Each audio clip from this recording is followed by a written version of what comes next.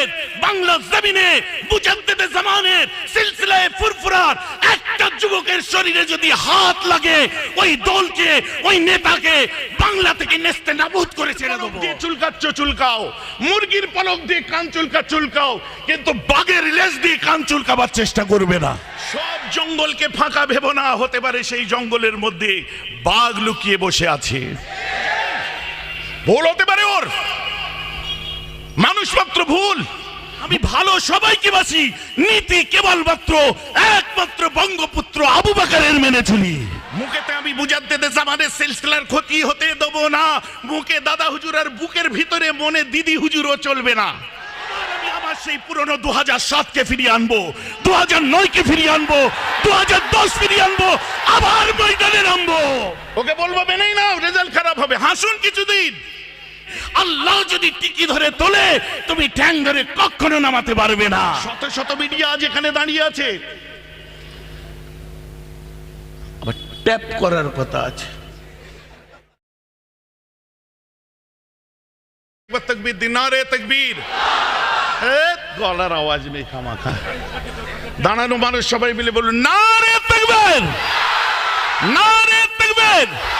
সিলসিলায়ে মুজাদ্দিদে জামান, সিলসিলায়ে মুজাদ্দিদে জামান, আমাদের সকলের প্রিয় আওলাদে মুজাদ্দিদে জামান, আমাদের সকলের প্রিয় ছোট ভাই আব্বাস সিদ্দিকী। নারে তাকবীর। আওয়াজটা যেন বুকের মধ্যে কন কন কন কন করে। আর ওই এমএলএ এমপি গুলোকে বলে দি, খাস তালুকে তোমার এই আজ কাজ হচ্ছে। জনসন বার্ডস দিয়ে কান চুলকাচ্ছ চুলকাও, হাঁসের পলক দিয়ে চুলকাচ্ছ চুলকাও, মুরগির পলক দিয়ে কান চুলকাও, কিন্তু বাঘের লেজ দিয়ে কান চুলকাবার চেষ্টা করবে না। চুপ আছি বলে বুকে কথা বলতে জানি না, বোকা বানিয়ে মুসলমানগুলোকে নিয়ে হো হো করে ঘুরলে, তার পাওনার প্রাপ্তি শিকারের সময় তাদেরকে বুড়ো আঙুল দেখিয়ে দিলে, আর চিৎকার করছে কি এমানুয়েল ম্যাক্রনের বিরোধিতা করতে হবে। নিশ্চয় করি। তসলিমা নাসরিনের বিরোধিতা নিশ্চয় করি। স্যাটেনিক ভার্সেসের বিরোধিতা নিশ্চয় করি। সাথে তোমাদেরকেও ছাড়ি না। তুমি আমার ঘরের হলেও তুমি যাকে যত খাও না কেন, কে তোমায় রুখে দেখি, রাসূলের নবী দিবস কায়েম করেই ছাড়বো আমি।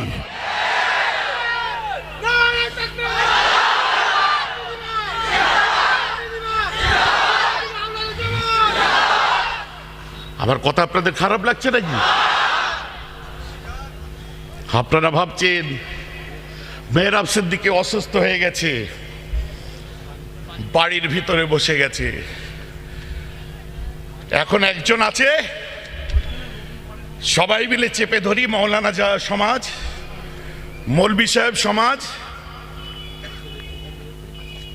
হুজুরের দল, উঠতি মোবাল্লেগের দল, আমিরের দল, নেতার দল। আজ আমি পরিষ্কার ভাষায় একটা কথা বলে দিচ্ছি, ফার্সিতে একটা কথা আছে যার বঙ্গ অনুবাদ হচ্ছে এটাই, সব জঙ্গলকে ফাঁকা ভেবো না, হতে পারে সেই জঙ্গলের মধ্যে বাঘ লুকিয়ে বসে আছে।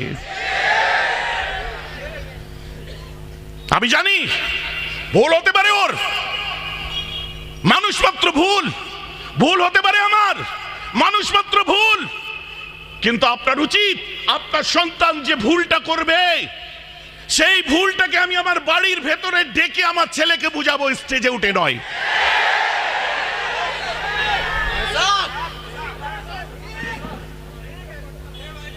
বলিউডের 3টে খানের মধ্যে লড়াই চলছে দীর্ঘ বছর। কোনদিন লাইমলাইটে দেখেছেন? আমি বক্তব্য দিচ্ছি, ভাই ভাই মিল মিলাপ করো, বাপ বেটাই মিল মিলাপ করো, বন্ধু বন্ধু কাঁধে কাঁধ মিলিয়ে থাকো। আমার ভাই ভাই মিল নেই, আমার বাপ বেটাই মিল নেই, আমার আত্মীয় স্বজনে মিল নেই।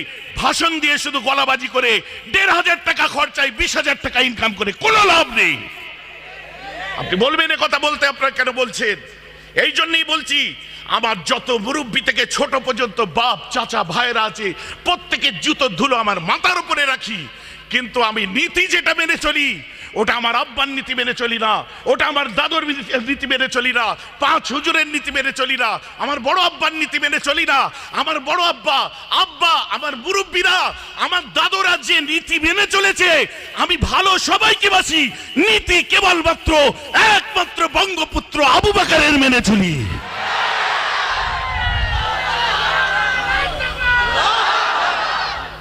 কথাটা আমার বুঝতে পারছেন? আফসোস লাগে আপনার ফ্যামিলির মধ্যে, আপনার বাড়ির মধ্যে সেই প্রতিরোধটা গড়ে তুলুন যার জন্য কম বাঁচবে। সেই প্রতিরোধ গড়ে তুলুন, কম বাঁচবে। শুধু মুখেতে দাদা হুজুর বললে হবে না। মুখেতে আমি মুজাদ্দেদে জামানের সিলসিলার ক্ষতি হতে দেব না।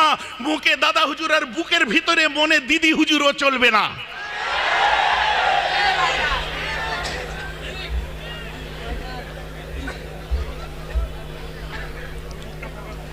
ও আমি বরদাস্ত করবো না। ভেবেছিলাম আর জলসা জুলুস করবো না, আর ময়দানে নামবো না। আব্বাস আছে সামলাবে, মেনাজ আছে সামলাবে, আমার ছোট ভাইরা আছে করবে, আর আমি ময়দানে নামবো না। কিন্তু আজ আমি আপনাদের সামনে ওয়াদা করলাম, আবার আমি আমার সেই পুরনো 2007-কে ফিরিয়ে আনবো, 2009-কে ফিরিয়ে আনবো, 2010 ফিরিয়ে আনবো, আবার ময়দানে নামবো।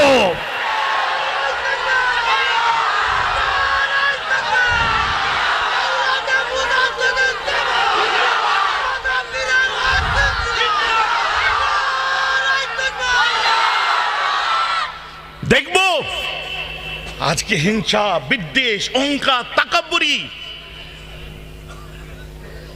আজকে আমার সিলসিলার মানুষগুলোকে যখন মৌখালীর ওখানে ওই যে কোনা এক্সপ্রেসওয়ের উপরে আক্রমণ করে দিল, ও তো আব্বাসের লোককে আক্রমণ করলো, ও তো মেহরাবের লোককে আক্রমণ করলো। যখন ওখানে আপনার আক্রমণ করলো, ও তো অমুককে আক্রমণ করলো। বলছে পার্টি করতে গেলে তো মার খেতেই হয়, পার্টি করতে গেলে তো মার খেতেই হয়। তো সেই কথাটা মনে ছিল না 2009 সালে? মনে ছিল না ভাঙড়ে 7টা উইকেট মুসলমানের পড়েছিল? মনে ছিল না 2010-এর কথা? মনে পড়লো না 2011 সেই আনন্দবাজার পত্রিকার ফার্স্ট পেজ দাবি করলো যে আমরা ফিরে আসার বলে মেহরাব সিদ্দিকীর মতো একটা পীরজাদার নাম ডাইরেক্ট বলে দিল? তখন মনে ছিল না যে রাজনীতি করতে নেই?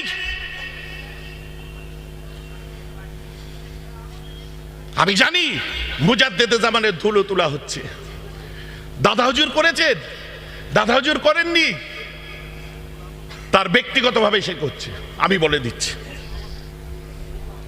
এবারে বলুন অধিকার আছে না নেই? বলবেন রেজাল্ট কি হয় দেখা যাবে,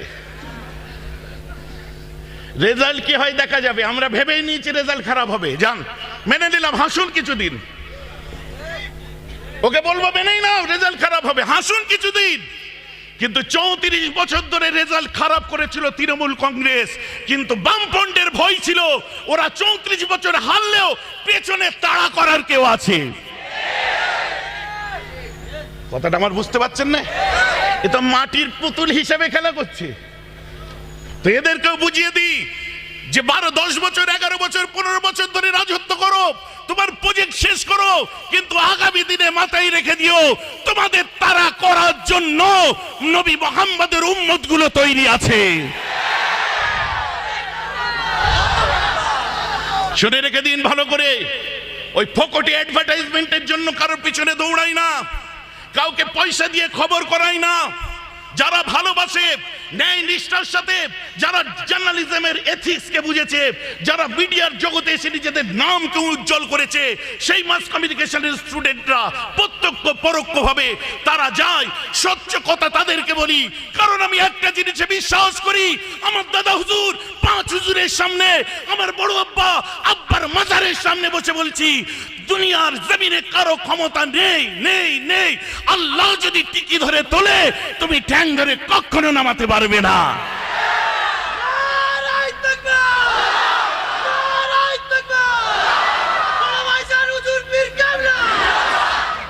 আল্লাহ যদি টিকি ধরে তোলে, তুমি ঠ্যাং ধরে টেনে কচু হবে। যারা ওয়াদা করে নেমেছে, কত হুঙ্কার এসেছে আপনাদের বিরুদ্ধে, কত রকমের আপনাদেরকে হুমকি দেওয়া হয়েছে, কত রকম ভাবে আপনাদেরকে হ্যারাস করার চেষ্টা করা হয়েছে, কত গণমাধ্যম এখানে সাংবাদিকরা বসে আছে যাদের পিঠেতে এখনো যদি গেঞ্জিগুলো খুলে দেখি তো পিঠে ওই কাঁচ দিয়ে আর অন্যান্য জায়গার মারের দাগ খুঁজে পাবেন, কিন্তু তাও তারা ভুলে যায়নি। শত শত মিডিয়া আজ এখানে দাঁড়িয়ে আছে, আবার ট্যাপ করার কথা আছে। এই ভাষাটা ট্যাব না ট্যাপ কি আমি তো গুলিয়ে ফেলছি, আর একটু পড়াশোনা আমায় করতে হবে।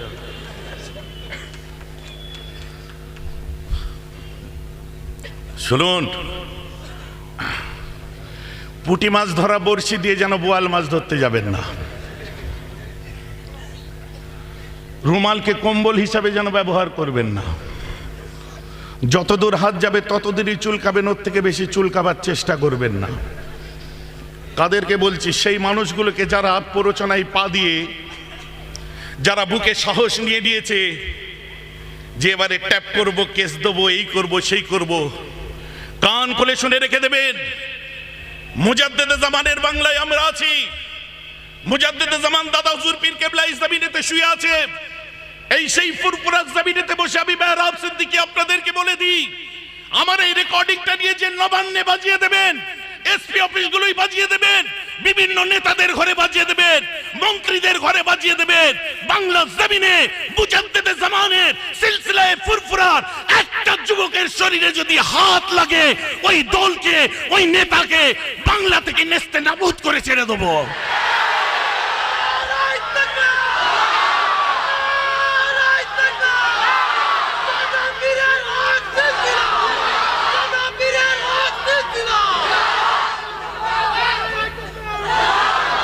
আর সেইগুলোকে চিহ্নিত করে রেখে দিন যারা ফড়ং ফড়ং ফড়ং ফড়ং এদিকে ওদিকে বসে বসে করে। 14 বছর চুপ করে বসেছিলাম, বরদাস্ত করেছি, আর চুপ করে বসে থাকবো না। ওই পলিটিক্যাল ছেলেগুলোকে বলে দিই, ওই রাজনীতির মানুষগুলোকে বলে দিই, ওই নেতাগুলোকে বলে দিই, ওই লিডারগুলোকে বলে দিই, ওই চাটুকারগুলোকে বলে দিই, এবারে যদি ময়দানে আসো, মেহরাব সিদ্দিকী ইটের জবাব পাথর দিয়ে দেবে।